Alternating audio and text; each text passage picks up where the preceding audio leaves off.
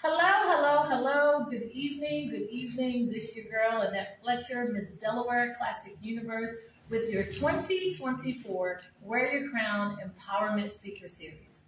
Now, this evening, we have Sister Lorraine Muhammad. Now, in case you're not familiar with the Wear Your Crown Speaker Series, the intent is to empower women and girls into purpose. The series does that by sharing the phenomenal stories of queens, women, and girls from nationally to internationally. We've had women share their stories, and we've had women who are impacted, empowered, encouraged, inspired into purpose by hearing the stories of so many phenomenal women.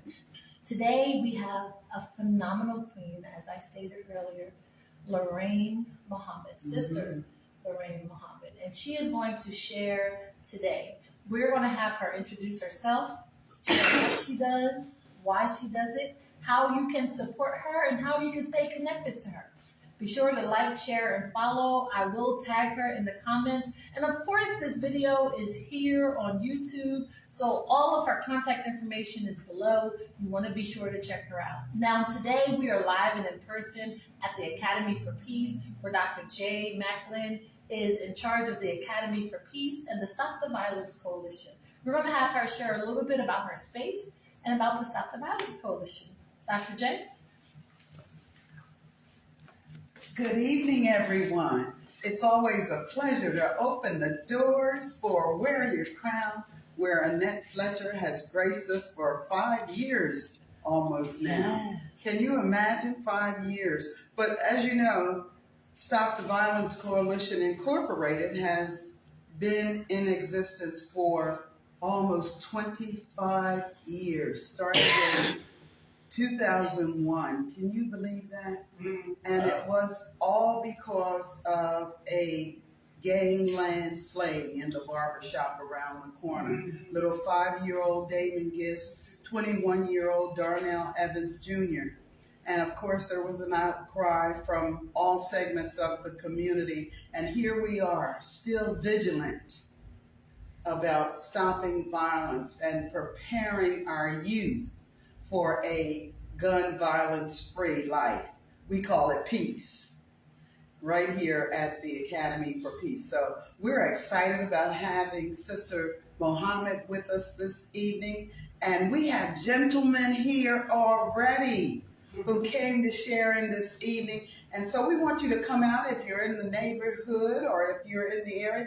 Hop in your car and come on over to 203 North Market Street. We're here every Tuesday from 7 until about 8:30, and you're more than welcome. Come through.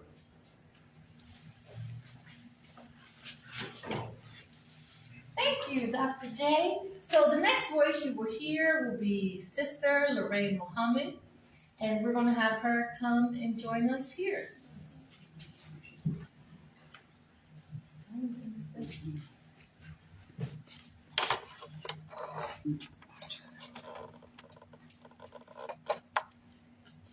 There you go.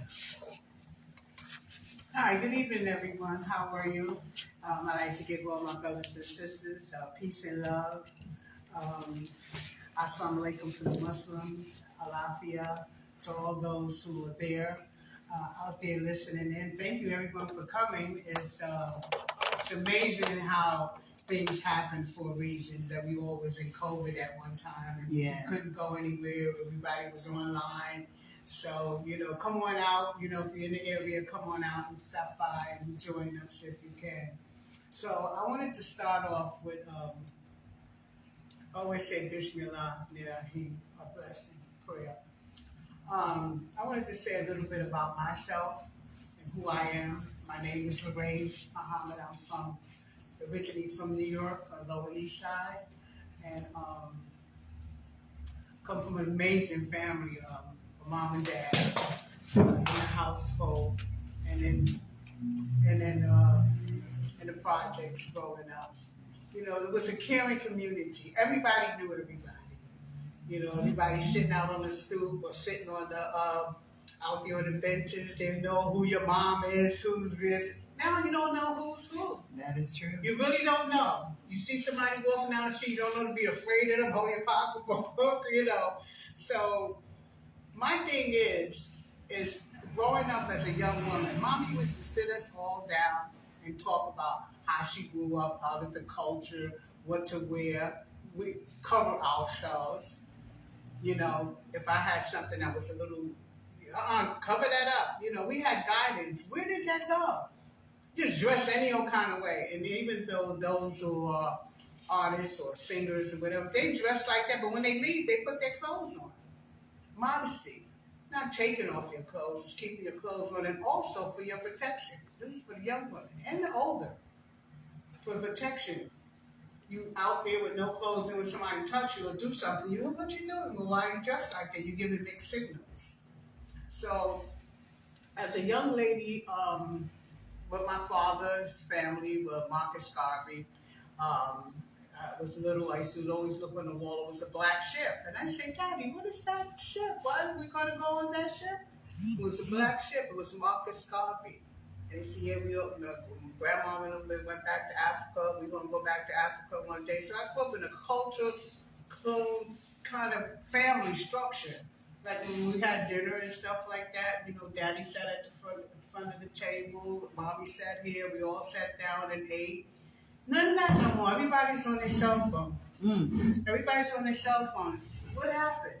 Nobody's sitting down talking anymore.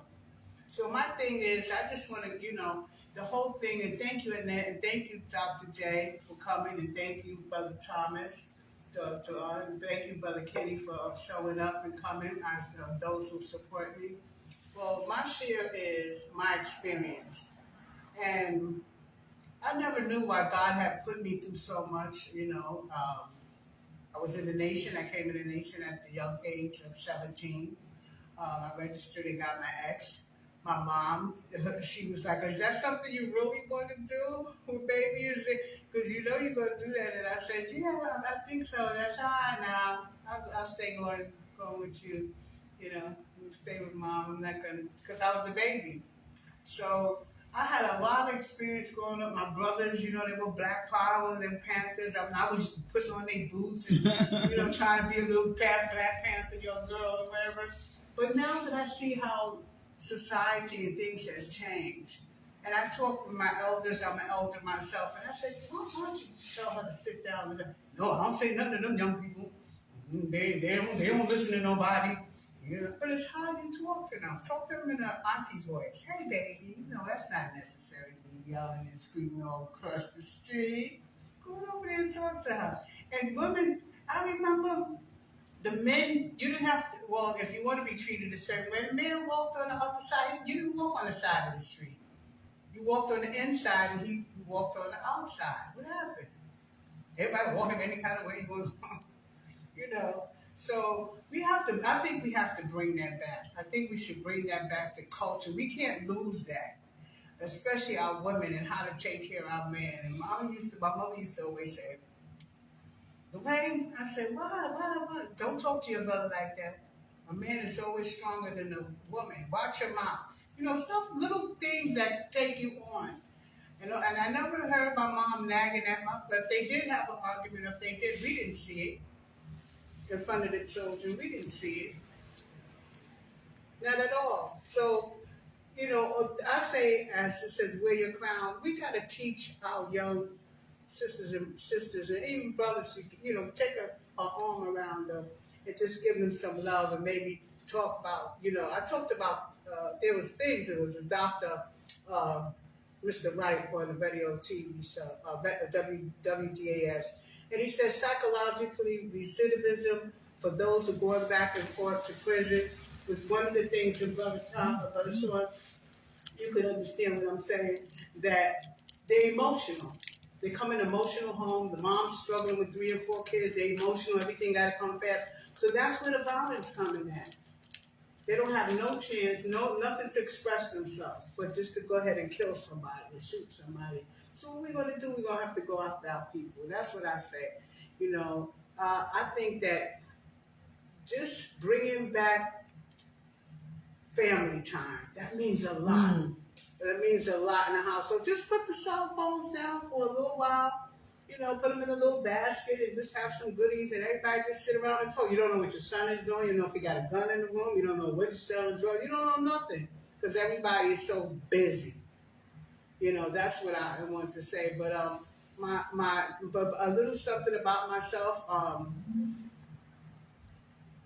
Wow, it's just amazing how God had took me and brought me this long, and brought me here. I had no idea the nation had fell. You know, the Honorable Elijah Muhammad departed, and I'm still young. You know, it was in the 70s. Everybody was dancing and partying, so you know we weren't going. I didn't go with Wallerstein or anybody. I just went out partying with my friends and my sisters and everything, and it was a unified thing. We never heard of all your little girlfriends you're going out and one get killed, like the young girl that got killed in a hotel. Found her in a refrigerator. Mm-hmm. We all stood together. Jay, where you at? Where you at? Where she went to the bathroom? Oh, yeah. That's how we got to roll. Not just letting you go out with a group of girls and you don't know where they're at. So one of the things that I've learned as an adult, and also from parents and aunties and people in the church and people in the mosque and things that we had, I'd like to share something with you. I wrote it down, but one of the things I like to share that we have, and it would help us as young women, it's nothing that we don't know, but it's something that we could learn about. And one of the things is I took a time to really see what's it talking about. Because family structures, you make strong families, you make a strong community. So I was going over this and I said, wow, I need to share this. And one of the things that we didn't know is that other cultures pass things down. You know, Chinese, Arabs, Jews, everything. We're so selfish when it comes to business. I don't know, man. How do you do it? I don't know. Find out on your own. You know, we got to get together when the economy. Everybody comes in our community. Everybody. If you go outside and you go into the hood, every Arab store, what happened to the mom and pops? Let's talk about an economy, not a neighborhood, not a community, but a hood. Because everybody's taking money and buying and taking out of our community and not putting anything in. I remember when New York and Harlem we went, you had little fish and chip, remember the fish and chip with the greasy bag with the fish and the French fries, and you go to get the candy store. There was mom and pop store, and everybody's friendly. Because now they're shooting us if we pick up something. They think you're stealing. They think you're stealing something. Shot one girl in the back. Shot one guy in the back. But we're not going to go into this. This is what I like to share right now, and I wrote it down. And this was taught by, it's called Muslim Girls in Training. And it's MGT, GCC, Muslim Girls in Training. We're still girls. We're still girls. We're still learning. General civilization.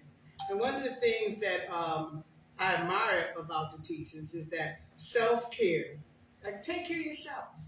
Sometimes we as women, we always worry about everybody else, and then we don't take care of our own. So I've seen it in my immediate family. We don't take care of ourselves.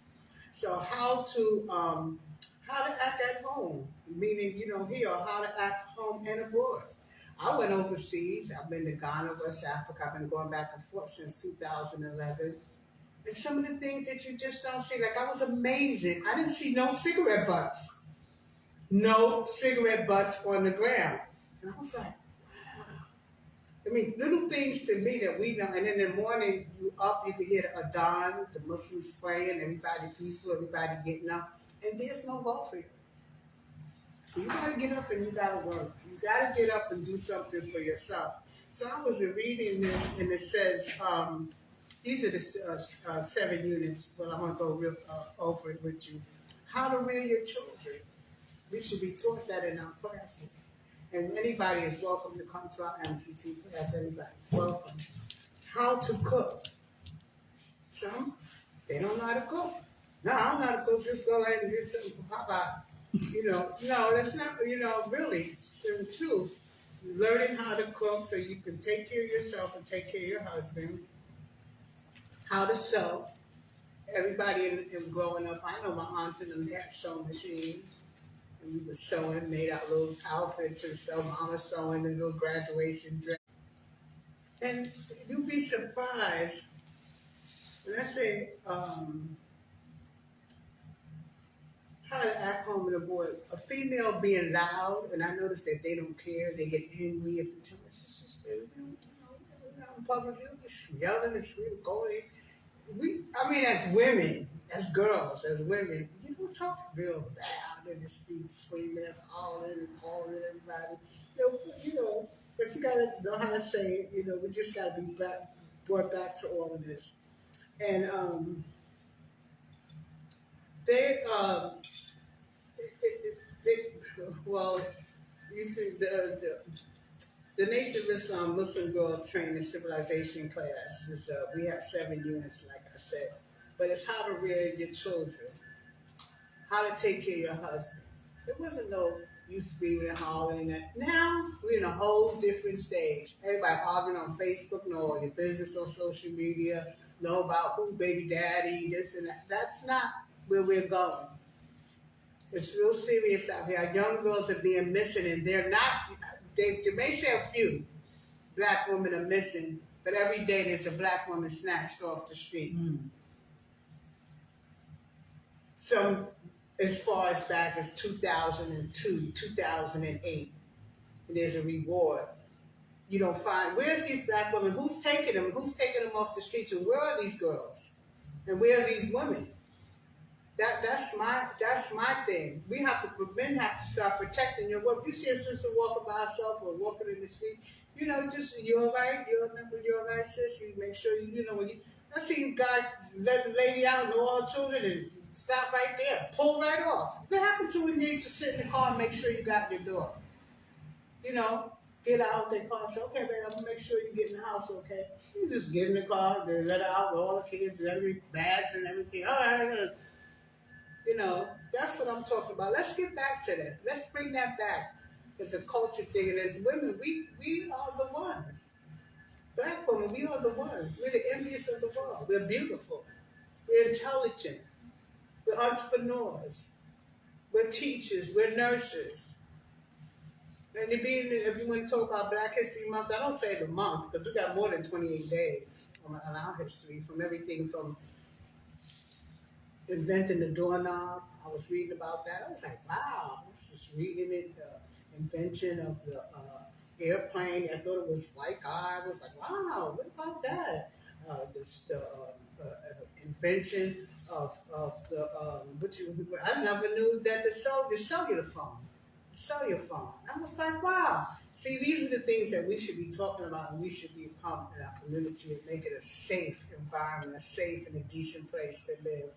That's all I want to talk about. And I thank God. I thank God for the challenge that I had in my life. And I was like, I was at a real desperate point. At one time, my boyfriend got murdered in New York. Had a nervous breakdown, and was really no mental health. All he kept saying, you'll be fine, so take this medication right here, you'll be fine, not knowing it was deeper than that. So any woman, if you're going through something, whatever, try to find somebody that look like you'll care about you as far as suicide, as far as medicating yourself, or maybe some type of artificial drugs or whatever. And the only thing I had was my family. Highly addictive on crack cocaine. The only thing I had is my family, man. Me to become homeless. Thinking it was my fault. Then I got myself together a little bit. Here I go again, messing with some hustlers in New York. Bam, he gets killed. And I really go into a spam. Because not only I'm selling it, I'm using it. Going out of my mind. So I said, there is a God. And whatever you're going through, or whatever you feel that you can't handle, pray. I don't care who you pray to, but try to pray to somebody, because I know I did. Because crack cocaine is a highly addictive. So they knew what they was doing when they dropped them bags of cocaine into our community. It destroyed our whole community. Years of generation grew up with their moms getting high and their fathers on drugs, and they just destroyed us. So we got to bring that back. We have to actually bring that back to bringing our families together and, teaching our children how to overcome this. And as a woman, I was like, why I gotta go through all this feeling sorry for myself? But God said, you know what? I was in Dallas, Texas. I went to a Baptist church where my family is from, Mahia in Texas. And I listened to the preacher.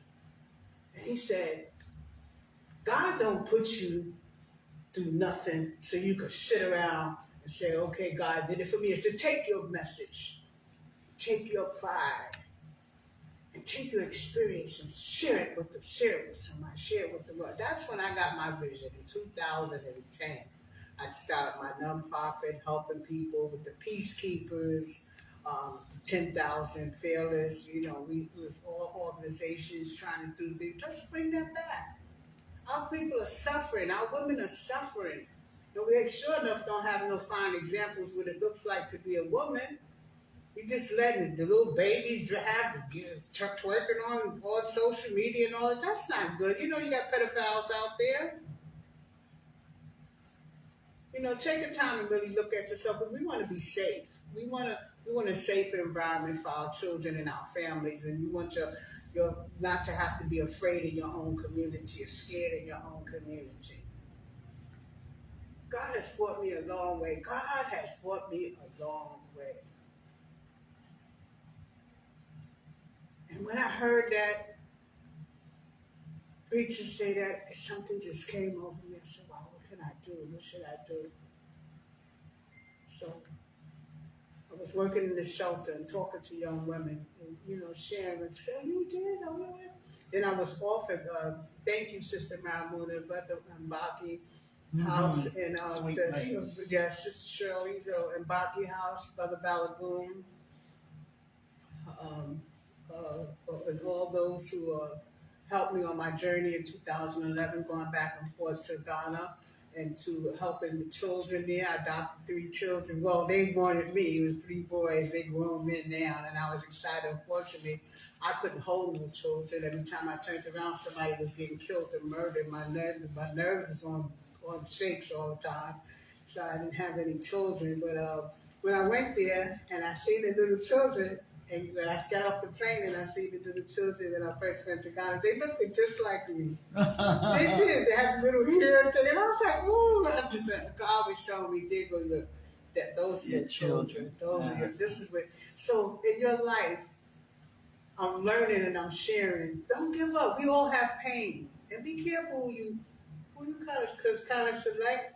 I'm like, helper, want to fix up a man, want to help him. Oh, you all right? You want something to eat? You want this? They don't care about all that. They just, you don't care all about that, because they didn't come from the same environment where I came from or whatever. And all of that. And I don't like emotional men, just screaming and hollering and everything. Oh, what happened to that? What happened to that? They grew up in a single household. Their moms was emotional. Their mothers were emotional.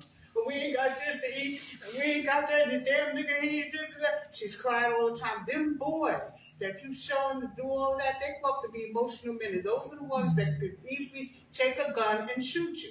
Am I right, brother? You know what I'm talking about. I read your book.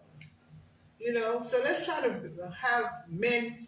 I remember uncles would raise young men, uncles and brothers or a neighbor or somebody, and be around other men, so they could be men. What happened to boxing? What happened to that? Going to the gym? What happened to everything? Everything is, let me kill you, let me shoot you because that says something to me. Does that make sense? No. Well, I just think it's an honor that we coming out of COVID, and all y'all who here. There my girl right back there. Come on, say your name. All right, Janice King. You are Janice. Something about you. Say that again? I didn't hear. I want to hear a little something about you. Oh, this is your show. Oh, okay. All right, because I've been checking up on you now. I've been checking out on you. You're doing amazing. I'm very proud of you. Amen. So, mental health is really not looked upon, and it's not friendly. They use after a while, Minister Farrakhan introduced us to Dianetics, not Scientology, not the religious part about it, Dianetics. And so when he offered us Dianetics, which I had a lot of engrams, I said, no, I don't want nobody to know because they're going to talk and I don't want people knowing my business. Well, it's not knowing your business. So I heard it again. I said, maybe I need to get audited. But I didn't want to get audited in my city. I don't want nobody to know my little dark secrets, okay? That's Lorraine talking. So when they had audited in Baltimore, I got audited by Sister Yvette, and we've been friends ever since, Sister Muriel. And that's the best thing. You can't medicate. Whatever is down here, whatever is inside you, something that happened as a little boy or little girl, they take you all the way back to your womb. Did you know that? Dianetics with L. Ron Hubbard. Mm-hmm. And I was amazed how I kept going, reading the books, taking the classes, because it's everything that's emotional. Like they say, you have to get those in. Why do you act a certain way? Why do you yell or scream at somebody? It triggers. Things trigger you. The stimulation. The stimulation, yes. So, so I went all the way to Pittsburgh, and so I found an auditor at Chester, Sister Muriel, Sister Melody, Sister Lorraine Muhammad, and started reading the books in L. Ron Hubbard. And I said, wow, this is something that we need. This is something that we, and it came to me. I had no idea. And it's not like they put you in a trance or anything like that, but I was wondering why my behavior, I wouldn't get close to no man. Why? Because at a young age, the Honorable Elijah Muhammad, he was among us and he left, and that hurt me. Because to see the nation fall, after Malcolm got killed and everything went on, my father went his way, my brothers went their way. And then as I got older, I fell in love. Magnificent, brilliant brothers. And somehow they got shot, murdered. And then I just medicated myself to the point, psychologically, with getting audited, that I didn't want nobody close to me. And that's dangerous. You know what I mean? I affected mentally and was hurting them because of my madness. But I was told to write a letter. I didn't have to talk to them, but to write a letter saying that I was sorry. I was doing crazy stuff like, what time is it? 11 o'clock. Where you was at? It's 5 after 11. Before I said I was going to be here at 11 o'clock. No, that's all right. I can't see you no more. Is that normal? No, I'm just saying how cuckoo for cuckoo puff, because I was like they were saying, I was shielding my hurt. And I guess they were saying, what's wrong? First I'd be all nice to you and everything, and then something triggered me. I didn't know what it was. Stimulation, like you said. And I would try to get rid of it before it hurt me. Mm-hmm. Get rid of it before it hurt me. And in many churches, in many places I went, I wouldn't hear them. That's why I say it's not only about I'm a Muslim. It's not the religion. It's the word. Yes. It's the word. I got my word in the church with my great grandfather and them. They got land right now. It's called Mahia. They gave us a proclamation. They could never take our land. We got farm down there. Thanks to my cousin Shirley, the Demas family. I learned about my family and I learned who I am. I kept going down. I said,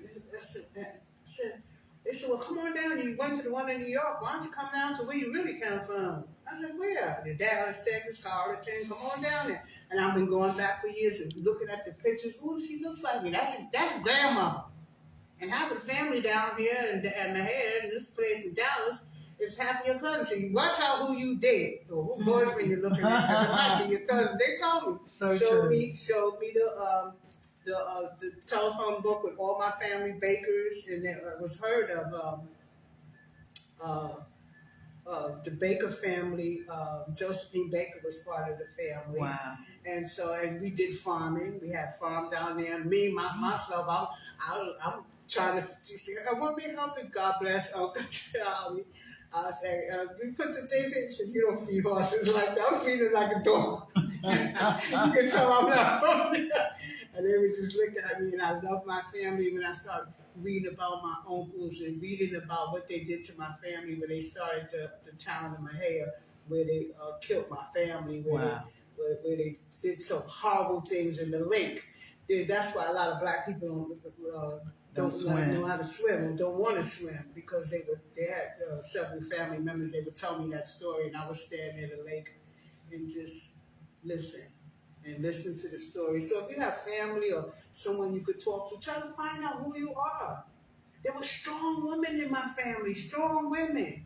So come on, Lorraine, shake that off. You know, that you happened to you, it's okay. You know, you had to go through that, but don't. I was dwelling in it. No, that's a Band-Aid. That's a Band-Aid, and it's the worst thing you could ever go through. And I think a lot to be from a highly addictive drug, of course, crack cocaine. And so they got murdered. So that happened, man. You'll be fine. But the best thing I can tell you with L. Ron Hubbard was diabetes. I had no idea why I was the way I was. So I'm getting better, and I'm still getting better. Amen.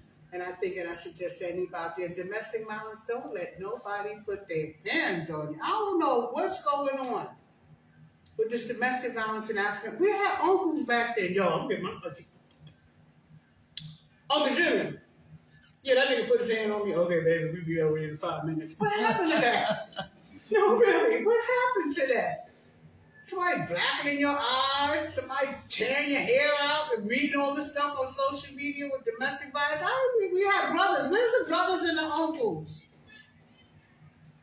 Where are they? You hear that your family member or somebody's getting hurt or a man's putting his hands on, even to the point of killing them. That's how serious it is. If a man is putting his hands on you, he's doing it. Get away from him. Get away from him. And another thing, and I just got it on, I'm very upset about it, was a 3-year-old or 2-year-old little girl. And DHS went into the home, and I think she didn't have much food, or you could read it on social media. I just was screening through the news break, the television about women and their children and how DSF, they went in there and took her daughter. And they she put him into a friend or somebody. And the person that they took her to foster care, kicked the little baby to death. Wow. You read that article? You seen that? That hurt me so much. How are these women that work for to put your child into foster care or whatever, and you put them in a day? Her and her boyfriend. I didn't hear the whole story, but Yeah, her and her boyfriend. They killed the little baby. So who's saying that when they take your children for them, where they going? You don't know where your child is going. And another thing that I realized from being in the rooms, yeah, I was in recovery, but I hear, I became homeless. I said, what happened? Once I think it's 18, they kick you out. Yeah. I was like, what? They said, when Foster you get care. 18 in foster care, I said, they do. She was like, yeah, I was homeless. I didn't have nowhere to go, so I started prostituting, drinking, alcohol. I mean, is there anything that could be set up for these children that are in foster care, that they could set up something for housing for them, or save money when they're young, so when they get 18 or whatever, they can, go ahead, because most of them wind up incarcerated in prisons and homeless. So what's the point of when you're 18, what do they do? That was one of my concerns as well. And just reading a lot of things are happening that's really piercing me, and I like to share it, especially the women. We have to be mindful. A young man, we seen Attorney Ben at the library here in Wilmington, and he stated to the young man who died in jail. He died eating his feces and drinking his urine. Remember he spoke about that? Yeah. And the bill was only like $100. You mean nobody could have bailed him out because he wasn't taking his medication? He was acting erratic. The institutions, the system is very cruel. And that's not the first time, because I did my research, how they treat mental health in penitentiary. So if you have a family member who got mental health, please don't turn them over to, somebody could have got it. They said, well, the family said, well, yeah, we thought he would be better there. Oh, well, he's dead now. He's dead now. You have family who have mental health, and this society and this system is not helping them. He came in at 220 something pounds. You can read the article. I don't have it. It's on my phone. And when they got him, he's dead. It's like 190 something pounds, suffering because nobody had $100. Well, it probably was not that no one had $100, Mm-hmm. but no one wanted to put up the money to give him out. Okay. Because of, most likely, Right. because $100 really is nothing. to a That's lot what of I'm people. saying. But Now depending on what his behavior was, that's really unfortunate. But depending on what his behavior was, because I know that personally. Oh, okay, okay. So, I mean, my son. I'm sorry. No, go ahead. My son, my oldest son, was out there in the streets for over 30 years. Well, are you serious? I'm serious. And he was in parks in Maryland and messed up his marriage and Oh, wow. 9 years and got a hold of those drugs. And even in New York, where we're from, Mm-hmm. even down here in Delaware, Right. he was insanely Wow. addicted. Behavior was beyond control. Put in mental institutions, put in shelters. Each shelter kicked him out, until he was arrested. I refused it.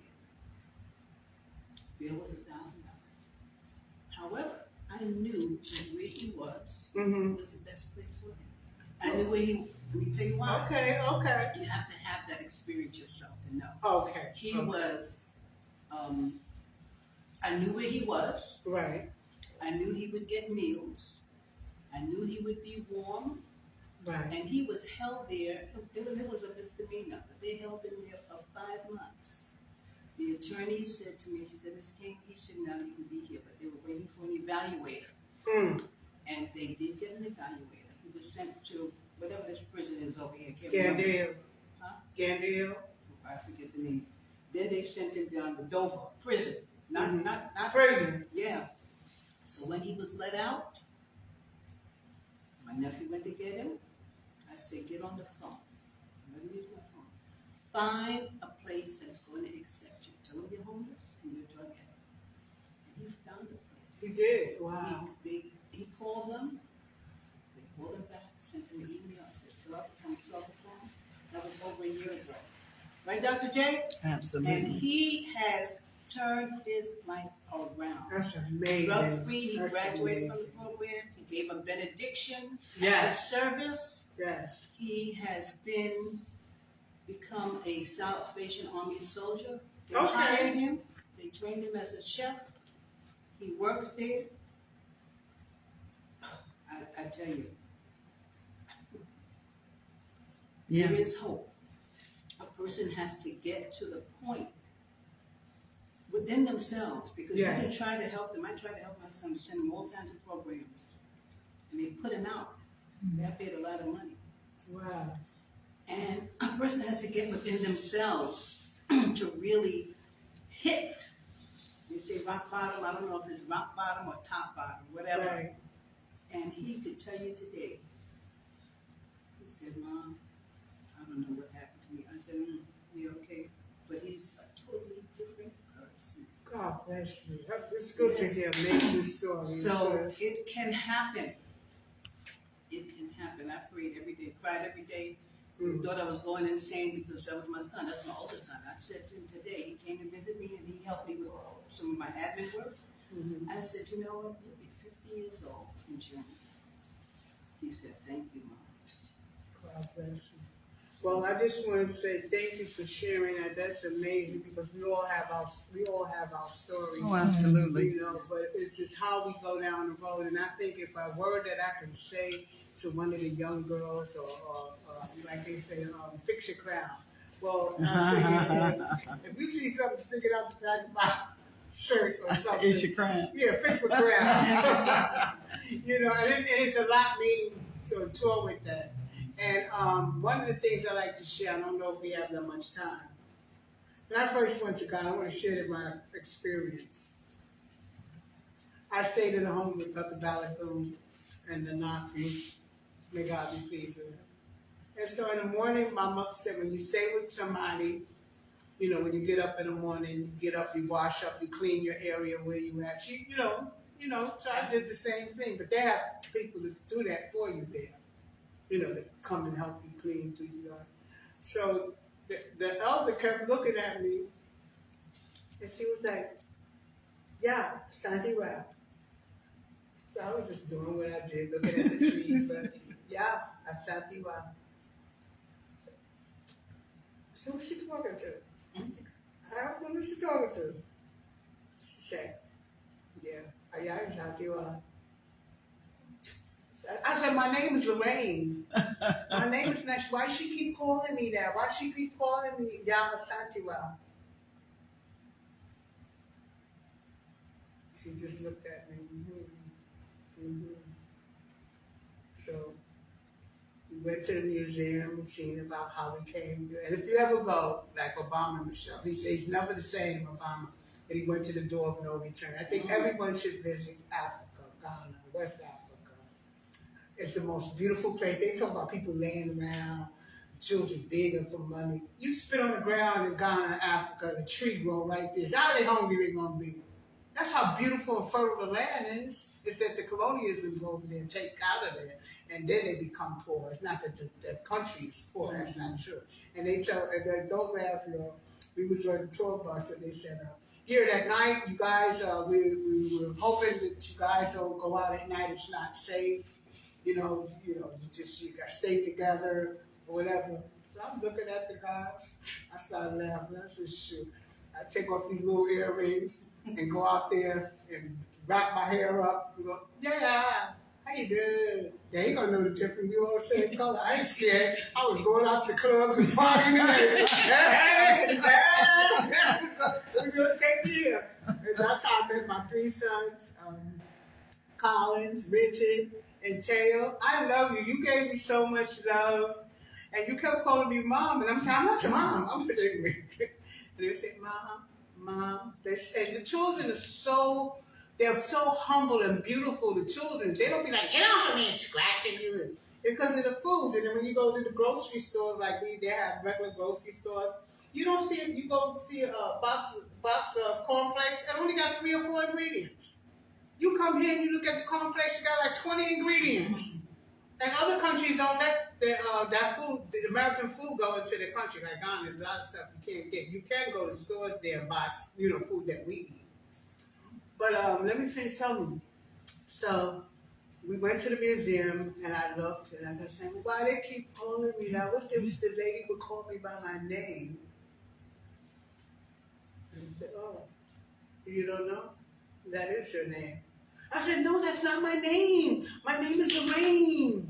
I said, no, you are Sakiwa. You're going to see her. We're going to take you to the village where her statue is at, and you can read about her. I literally, we were there in the car, we get there. If anybody look up Yah Sanchuan, sometime it goes by your birthday, what day you was born on, a Thursday or Wednesday, the Yah. And so when we got there, and I looked at the statue, she looked it just like me. She was a warrior. She wore pants and she kicked the British out of Africa. I said, that's where I get my strength. The lady didn't know me from nowhere. She kept saying, she was saying how strong I am. My strength. She kept saying, and I'm so angry. That's not my name. And she kept saying, yeah, Santiwa. Yeah, Santiwa. And I looked up at the statue. I put it on social media. I got pictures with her and everything, pictures. She has a brilliant, that's the name I was given, Yah Asante.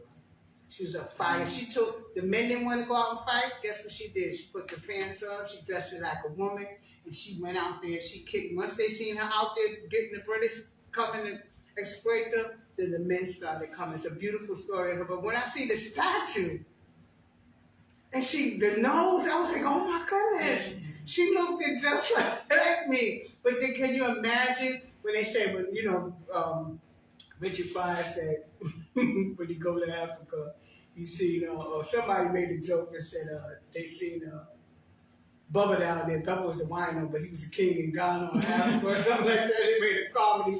But it's true. The lady was doing traffic. She was trafficking the cars and everything. She looked at me, I looked at her. She looked at me, I looked at her. And the driver, he was like, she is you, you are her. I said, what you mean, she's you, you? That is you, and she is you. And she looked at me, and I looked at her. I was like, you look like me. And she was like, I look like you. You look like me. And I'm like, well, what the hell? You know me. I'm selfie sister Lorraine. I'm up there. Come on. Come on. Selfie sister Lorraine. She looked it. It was amazing. So some of the things that we don't know, we have. If you want to take that trip, let me know. I have the contacts, and I admire those who do travel and go overseas, because on the plane, flying 17, 16 hours in the air, you mostly see all Caucasians and their children. But if they say, well, you go to the door of no return, let me tell you this, they say you might act some kind of way because the spirit of the aura comes on you, right?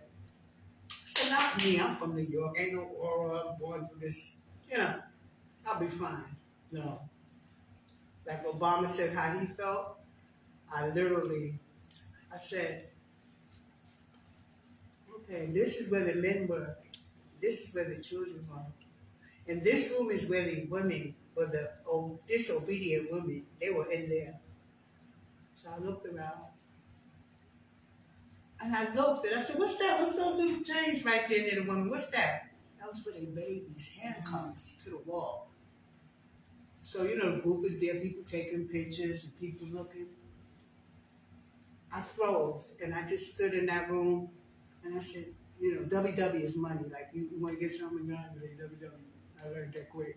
If you want. I said, excuse me, may I stay here and take something? He said, no, you cannot do it. You cannot. I said, WW. Come on in. I got pictures if you don't want to see them. And an aura came over me, such a horrific, what they did to our women. And did you know that at the dungeon, at the door of no return, on top was a church, a Catholic church? I'm not surprised.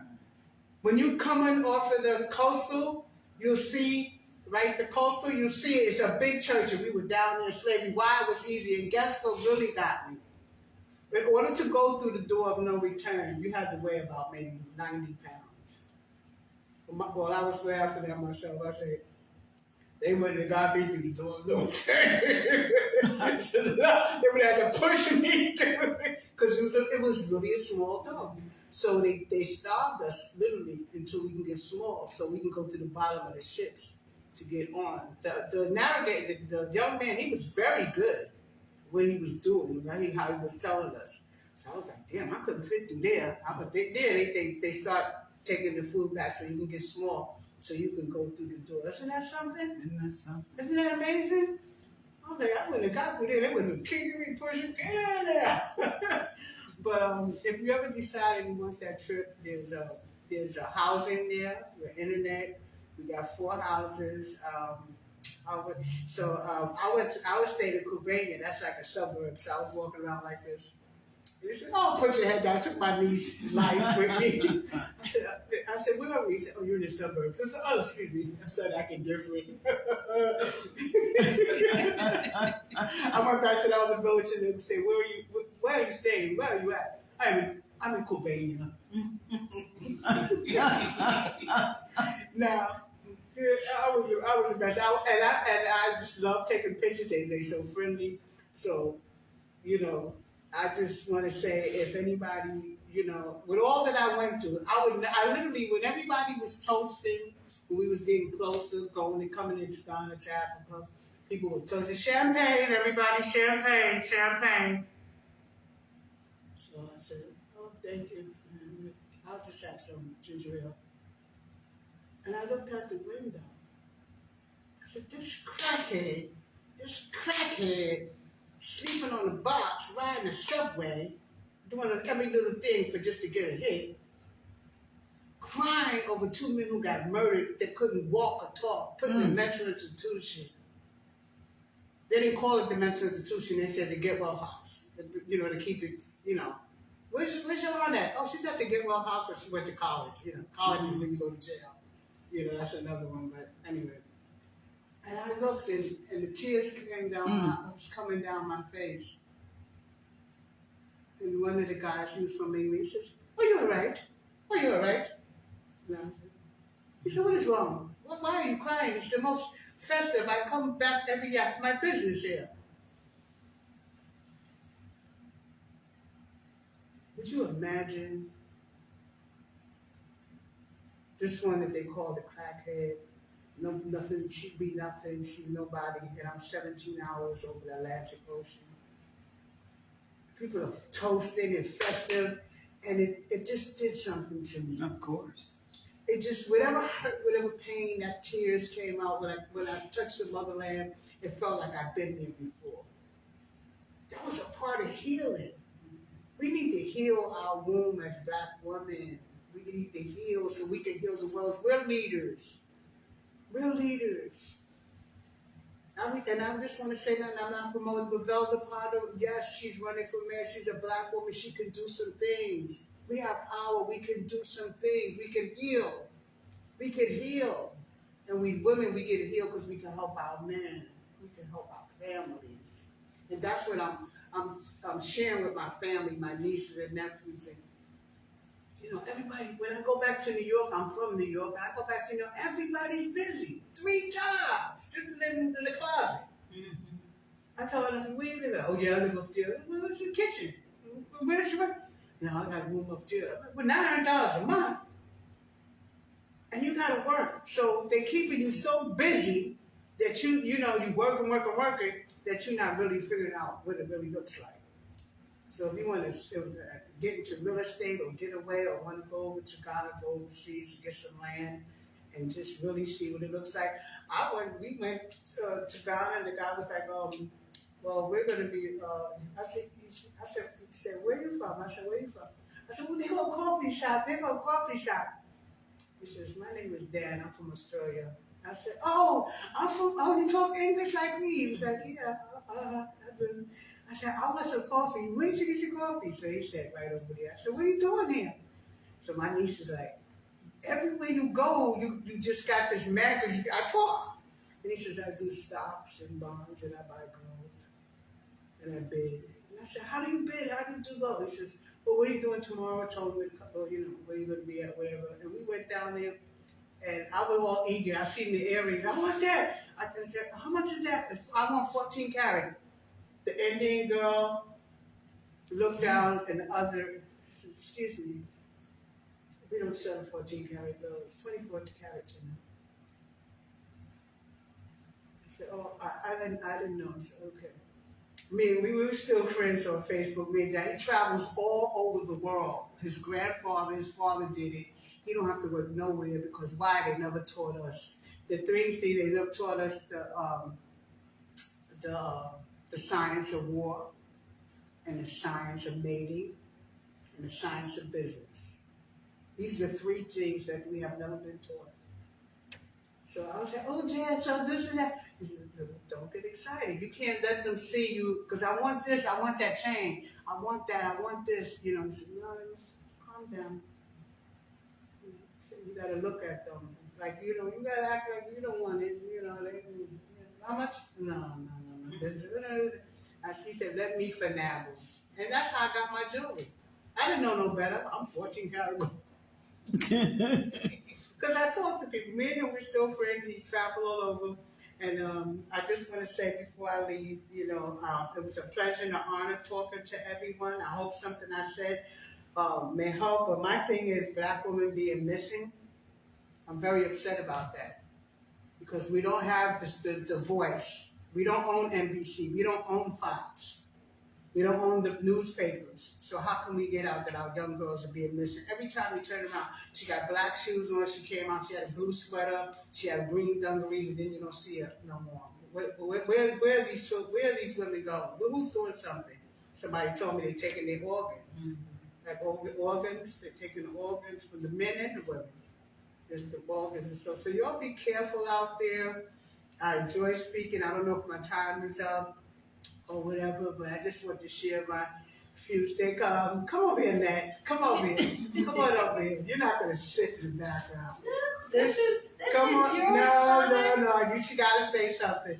This is my baby right here. She's the one who got me to speak, and me and her, we clicked. She's like, "Lorraine, would you come and say a few words?" And I was like, "Oh my goodness, are you serious?" She said, "It's gonna be called Wear My Crown." Get a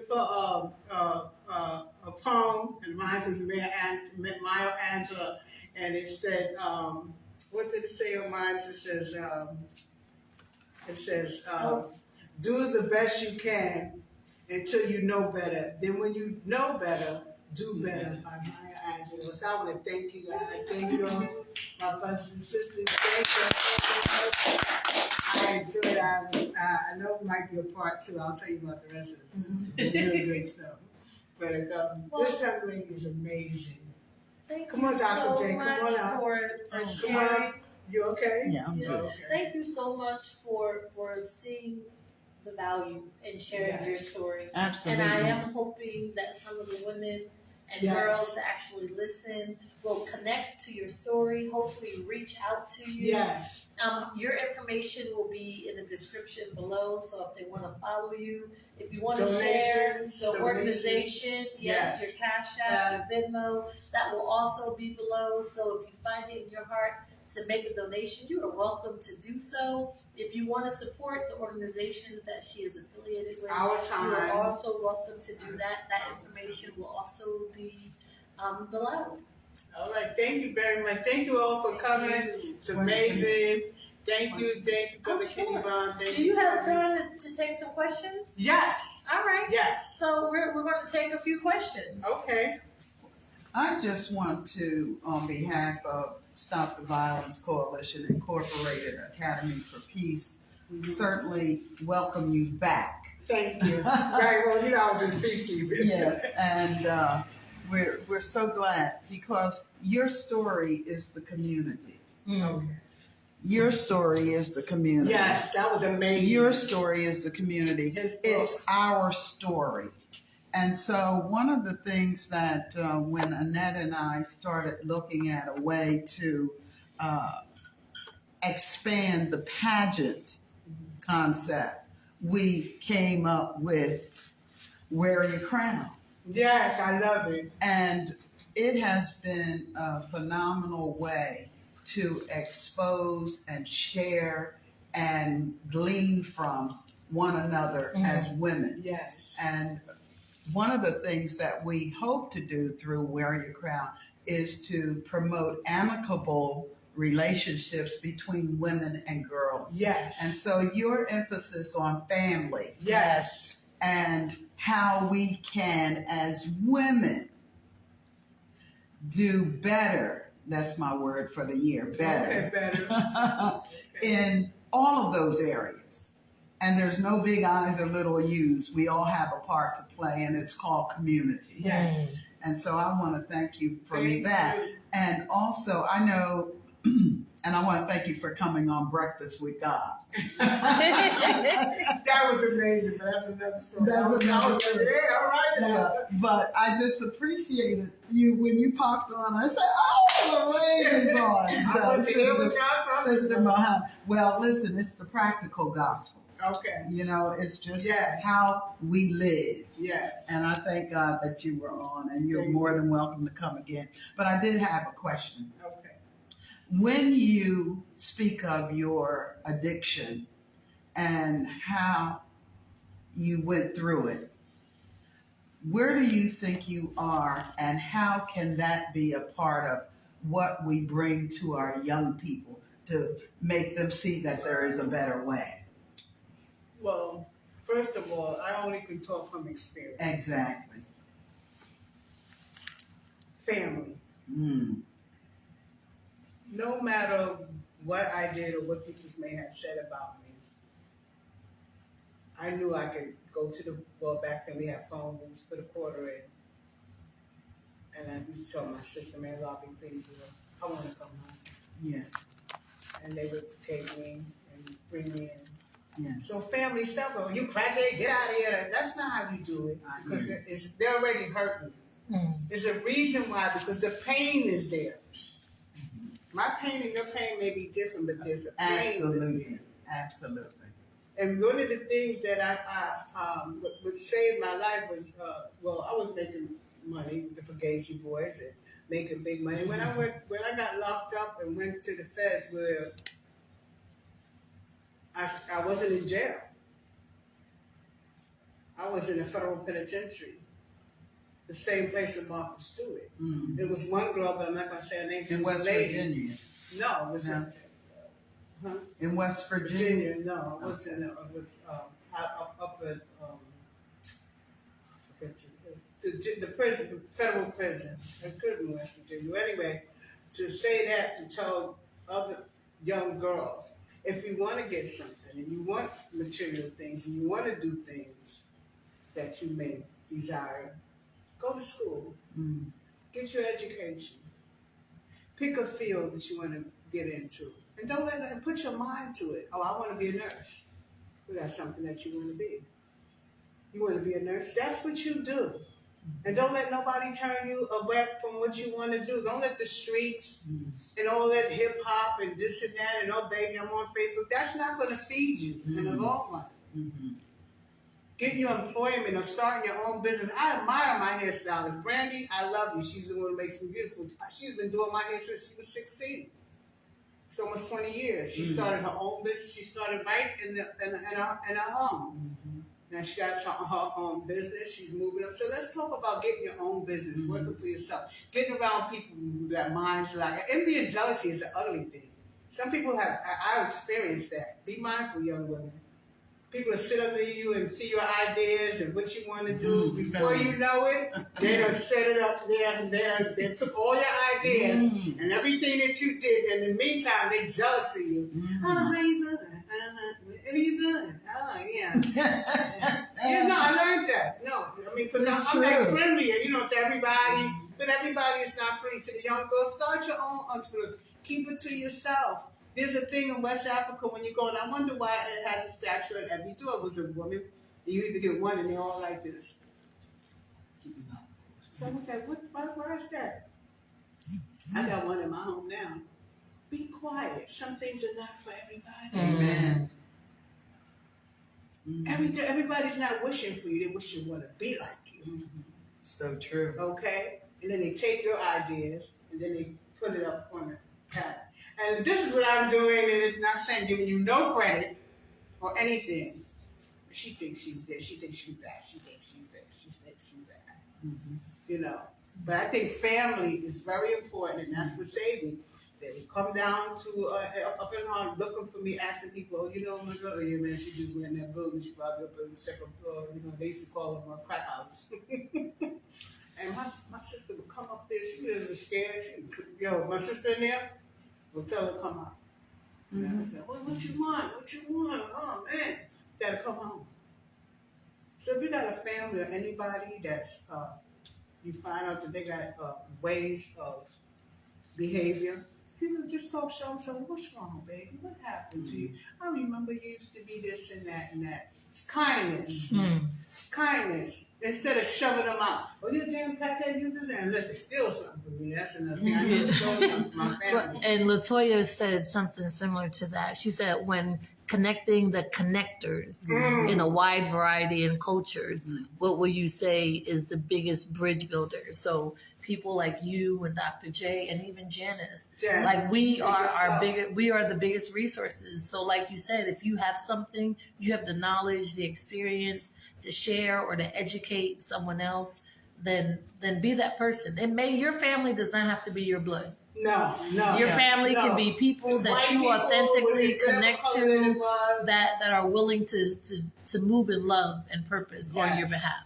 Yeah. And that's so true. And the connections make a difference as well, because it's not what's wrong with you, it's what has happened to you. Yes. And our friend Edwina Bell teaches that. And I'm a firm believer of it. Yes. And didn't really put that into perspective until I heard it from someone who had a life that I know nothing about. Right. But it makes sense.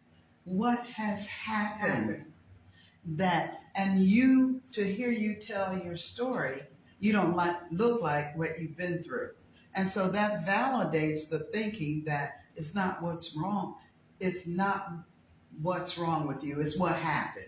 Right. And you gave the backstory. And I just want to say for You those gave the women backstory. who have been incarcerated, okay, we was doing some things before the ATM machine came out. It was a way of a group of us. We had a group as a little clique where we used to pickpocket and do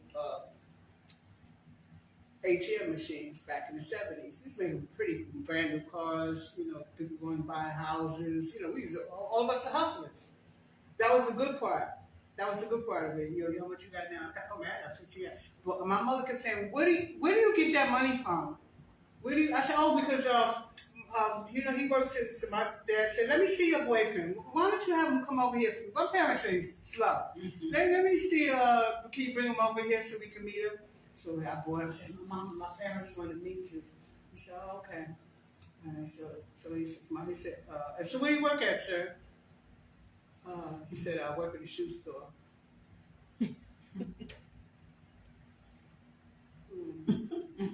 looked at his watch.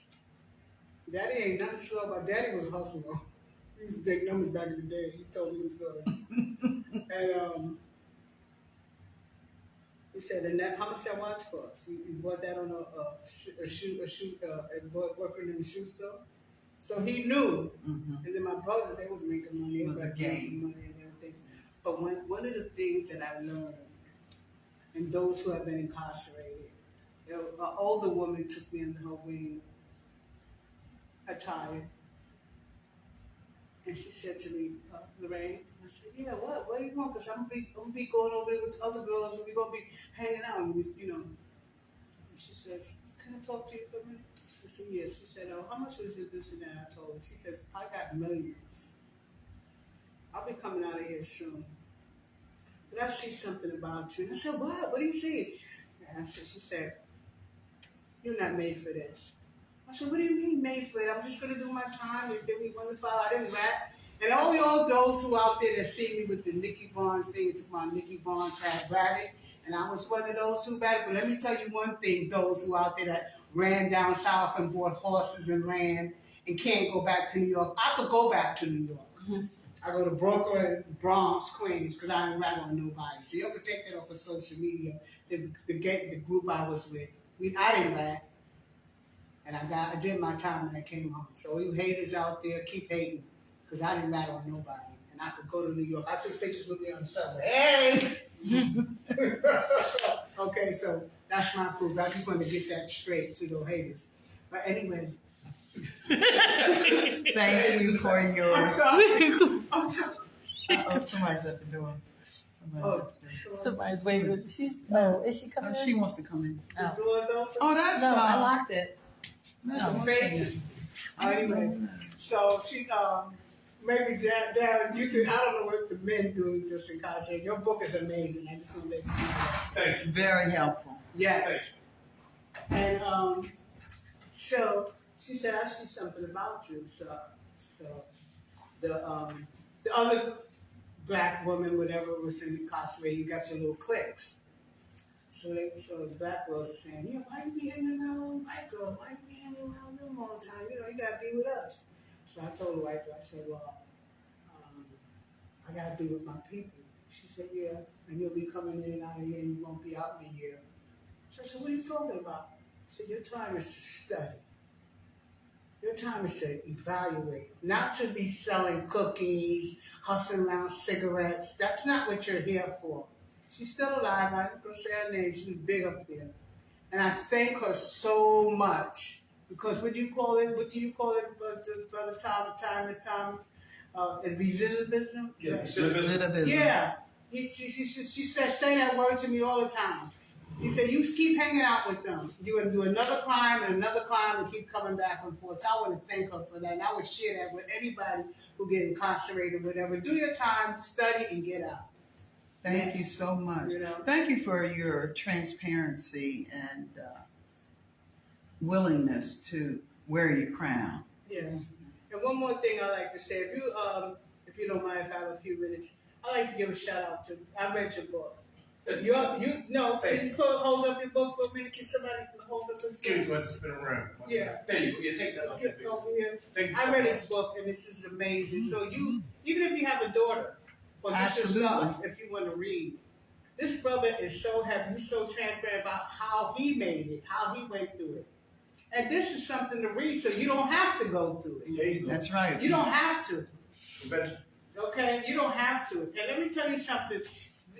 These young, what they call hustlers now, they sit in the comfort of their home with pajamas on, eating cereal, and those other colored people making thousands in the comfort of their home and scamming. They're not out there shooting over a block. They're in the comfort of their home on that internet. You got trafficking money through Cashapp now. Money is being trafficked, and they say try to catch people with money. Here we out here shooting and killing everybody. So if anybody see this brother, his name is Thomas, among the things you should know about jail. Maybe you can pass this on, but I'm sorry I have to give you a shout out. No, you're so good. much. You're good. Yeah. Thank you so much. Thank you for so sharing much. resources and information. This is the 2024 Wear Your Crown Empowerment Speaker Series with Sister Lorraine Muhammad. Thank you so much to everyone who tuned in, and we'll see you next week. Thank you.